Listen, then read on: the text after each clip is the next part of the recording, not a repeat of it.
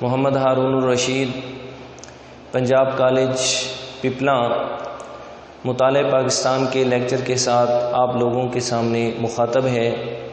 مطالعہ پاکستان سال دوم یعنی سیکنڈ ایئر، اس کا پہلا چیپٹر ہمارا اسلامی جمہوریہ پاکستان کا قیام، اور اس کا آج ہمارا پہلا لیکچر ہے نظریہ پاکستان قائد اعظم کے ارشادات کی روشنی میں۔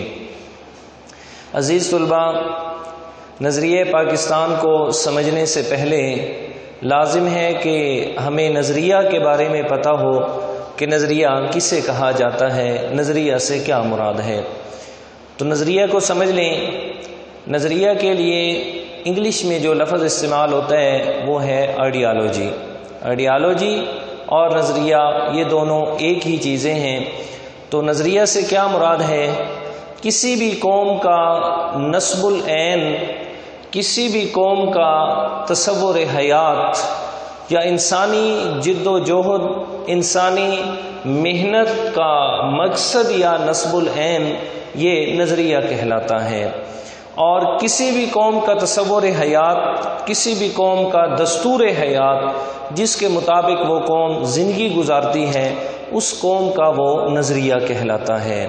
تو عزیز طلباء، نظریے سے کیا مراد ہے؟ کسی بھی قوم کا دستور حیات یا کسی بھی قوم کی کوششوں کا نسب العین جو ہے، اس کا جو مقصد ہے وہ کیا کہلاتا ہے؟ نظریہ کہلاتا ہے۔ اس کے بعد ہم آتے ہیں نظریہ پاکستان کی طرف کہ نظریہ پاکستان کسے کہا جاتا ہے۔ تو عزیز طلباء، یہ بات یاد رکھیے گا کہ پاکستان دنیا کے نقشے پر معرض وجود میں آنے والی وہ دوسری نظریاتی مملکت ہے کہ اس سے پہلے مدینہ منورہ وہ ایک اسلامی فلاحی نظریاتی مملکت بنی، اور اس کے بعد پاکستان ایک نظریاتی مملکت ہے، ملک ہے۔ اس کے علاوہ اور کوئی دنیا میں ایسا ملک نہیں ہے جسے کسی ایک نظریے کے تحت جو ہے وہ حاصل کیا گیا ہو۔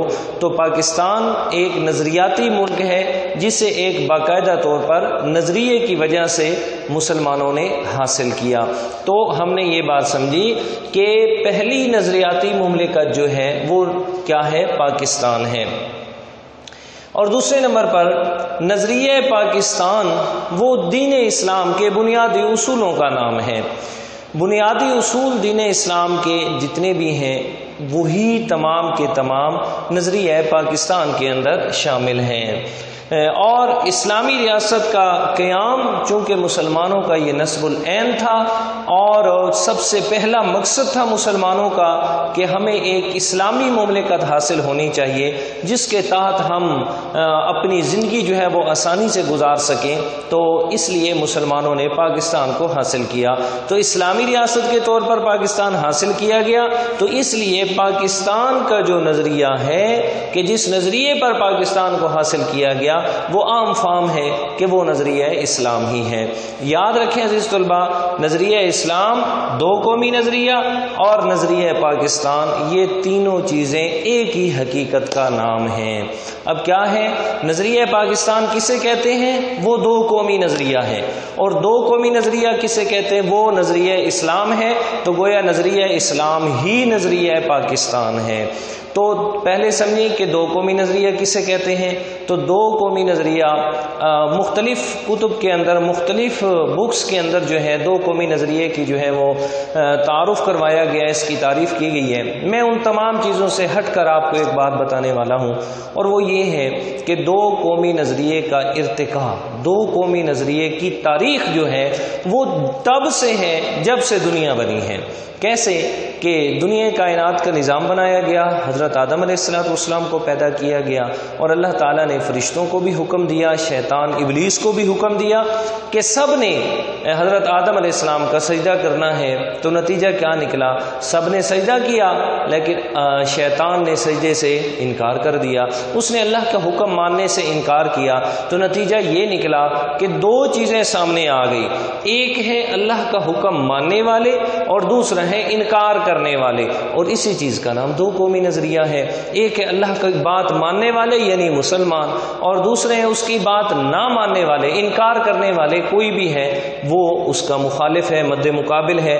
تو اس لیے دو قومی نظریے کا ارتقاء جو ہے یہ کب سے ہے؟ جب سے دنیا بنی ہے۔ تو اس دو قومی نظریے کو جب ہم منطبق کرتے ہیں بر صغیر کے حالات پر، تو اسی کو ہم کہتے ہیں نظریہ پاکستان، اور یہی نظریہ اسلام ہے۔ نظریہ اسلام بھی یہی ہے کہ مسلمان ایک الگ قوم ہے جی، وہ اپنی الگ سے حیثیت رکھتے ہیں، وہ کوئی اقلیت نہیں ہے، وہ کوئی ایسی چیز نہیں کہ جناب جس کی وجہ سے انہیں کوئی الگ مقام حاصل نہ ہو، بلکہ مسلمان ایک الگ قوم ہے، اپنی حیثیت رکھتے ہیں، زندگی گزارنے کے اصول و قوانین رکھتے ہیں۔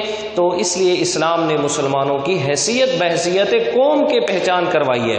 تو اس لیے یہ نظریہ اسلام ہے کہ اسلام نے ہمیں نظریہ دیا کہ مسلمان ایک الگ قوم ہے اور ان کے لیے الگ رہنے کی جگہ ہونی چاہیے جہاں وہ اپنے دین اسلام کو سامنے رکھتے ہوئے اپنی زندگی کیا کر سکیں، گزار سکیں۔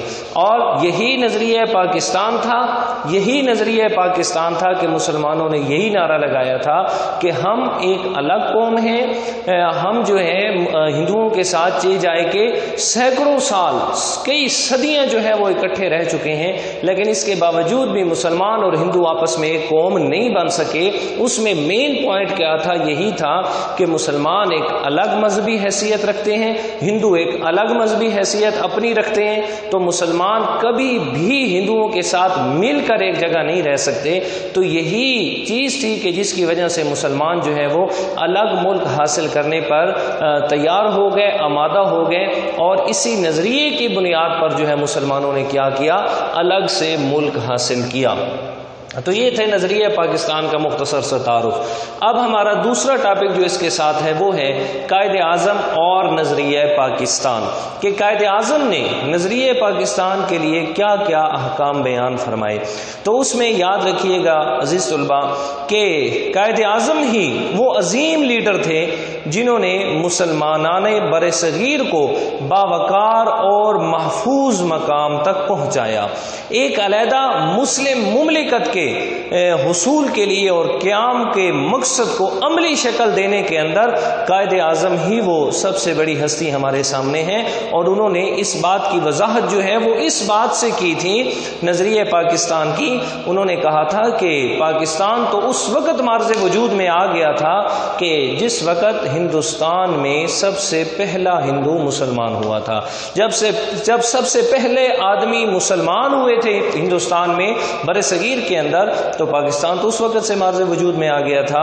تو یہ انہوں نے ایک بہت بڑی بات کر دی کہ پاکستان کا قیام کو آج کل یہ ایک دو دن سے نہیں ہے، بلکہ یہ تو صدیوں سے ہوتا چلا آ رہا ہے۔ اور اس کے بعد انہوں نے اس بات کی وضاحت جو ہے اسلام اور پاکستان کے باہمی رشتے کو بیان کرتے ہوئے انہوں نے 1943 کے اندر سالانہ اجلاس کراچی میں جو منعقد ہوا، اس میں انہوں نے اس بات کی وضاحت کی اور فرمایا کہ وہ کون سا رشتہ ہے جس سے منسلک ہو کر تمام مسلمان ایک جسم کی طرح ہیں، جسد واحد کی طرح ہیں۔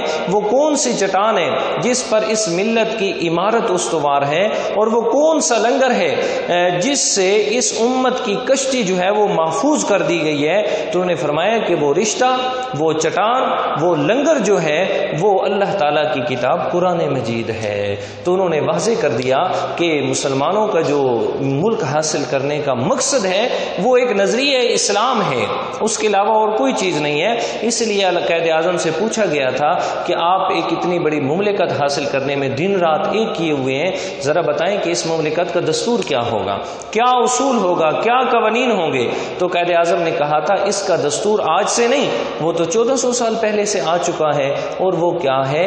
وہ قرآن مجید ہے۔ تو پاکستان کا دستور جو ہے وہ قرآن مجید ہے۔ اس کے بعد 1944 میں باقاعدہ طور پر قائد اعظم نے اس بات کی وضاحت کی اور انہوں نے فرمایا کہ اسلام ہمارا رہنما ہے اور یہی ہماری زندگی کا مکمل ضابطہ ہے، اس لیے کہ اسلام صرف عبادات کا درس نہیں دیتا، اسلام جو ہے وہ صرف اور صرف نماز، روزہ، حج، زکوٰۃ پر محدود نہیں ہے، بلکہ اسلام جو ہے یہ انسان کی زندگی کے جتنے بھی معاملات ہیں، چاہے معاشی ہے، معاشرتی ہے، سماجی ہے، کوئی بھی ہے، جتنے بھی معاملات ہیں تمام کے لیے باقاعدہ طور پر اصول و قوانین رکھتا ہے، تو اسلام ایک کیا ہے؟ مکمل ضابطۂ حیات ہے۔ اسلام ایک مکمل ضابطۂ حیات ہے۔ قائد اعظم نے بھی یہی کہا کہ ہمارا مقصد جو ملک حاصل کرنے کا اس کا دستور جو ہے وہ اسلام قرآن مجید ہوگا، اس لیے کہ قرآن اسلام یہ ایک مکمل دستور حیات ہے۔ اس کے بعد مسلمان اور تصور قومیت کو قائد اعظم نے اس بات ڈھاکہ کے اندر جو ہے یہ خطاب کرتے ہوئے انہوں نے اس بات کی وضاحت کی 1948 کے اندر انہوں نے کہا کہ میں یہ چاہتا ہوں کہ ہم میں سے کوئی بھی بلوچی، سندھی، بنگالی، پٹھان بن کے نہ رہیں ہم، بلکہ ان تمام چیزوں میں کیا فائدہ ہے بنگالی بن کے رہنے میں یا پٹھان بن کے رہنے میں، پشتون بن کے رہنے میں یا بلوچی بن کے رہنے میں، ان میں کیا ہے حقیقت؟ ان میں کوئی حقیقت نہیں۔ حقیقت اس میں یہ ہے کہ ہم سب تو مسلمان ہیں، ہمیں مسلمان بن کے رہنا چاہیے۔ جب ہم مسلمان بن کے رہیں گے تو اسلام نے جو تصور قومیت دیا ہے وہ یہی دیا ہے۔ اسلام کا تصور قومیت، مغرب کا تصور قومیت یہ ہے کہ جتنے بھی لوگ جو ایک جگہ پہ رہ رہے ہیں، چاہے جس مذہب سے بھی تعلق رکھتے ہیں، تو جو ایک جگہ پہ اکٹھے رہ رہے ہیں وہ سارے کے سارے ایک قوم ہیں۔ یہ مغرب کا تصور ہے جو کہ غلط ہے۔ اسلام نے یہ تصور دیا ہے قومیت کا کہ ایک مذہب سے تعلق رکھنے والے لوگ وہ سارے کے سارے ایک قوم ہیں، اور اس ایک مذہب سے تعلق رکھنے والا آدمی ایک دنیا کے اس کونے پہ رہتا ہے، دوسرا اس کونے پہ رہتا ہے، لیکن وہ مذہب سے تعلق کی وجہ سے وہ کیا ہوگا؟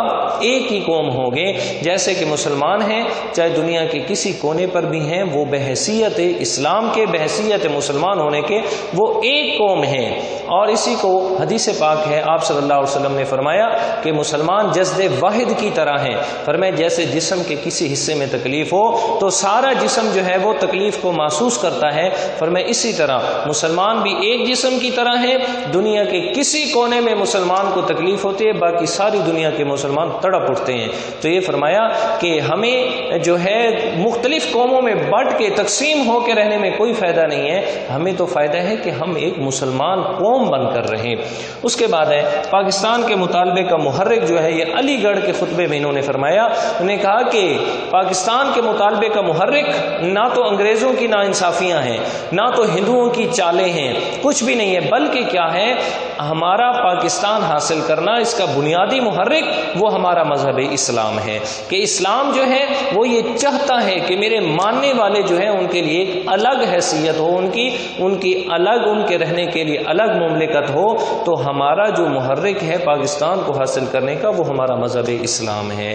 تو انہی تمام چیزوں کو اور برصغیر کے تاریخی تناظر کو سامنے رکھتے ہوئے قائد اعظم محمد علی جناح کا یہ موقف تھا، اور یہ مضبوط موقف تھا، اور اس پر وہ ڈٹ کر رہے اور اس میں وہ کامیاب ہوئے۔ کیا کہ برصغیر کے حالات کا سیاسی حل جو ہے وہ یہی ہے کہ یہاں جو بڑی دو قومیں ہیں، ہندو اور مسلمان، جن علاقوں کے اندر مسلمانوں کی اکثریت ہے وہ سارے علاقے مسلمانوں کو دے دیے جائیں، اور جو ہندوؤں کی اکثریت ہے ان کو دے دیے جائیں، اور مسلمانوں کو ایک کیا ملے؟ الگ سے مملکت ملے، جہاں سے وہ اپنی مرضی کی، اپنے اسلام کے مطابق جو ہے وہ زندگی گزار سکیں۔ تو عزیز طلباء، یہ تھا نظریہ پاکستان اور نظریہ پاکستان قائد اعظم کے ارشادات کی روشنی میں۔ انشاءاللہ اگلا لیکچر جو ہوگا وہ اس سے اگلا ٹاپک ہوگا ہمارا، اس وقت تک کے لیے اجازت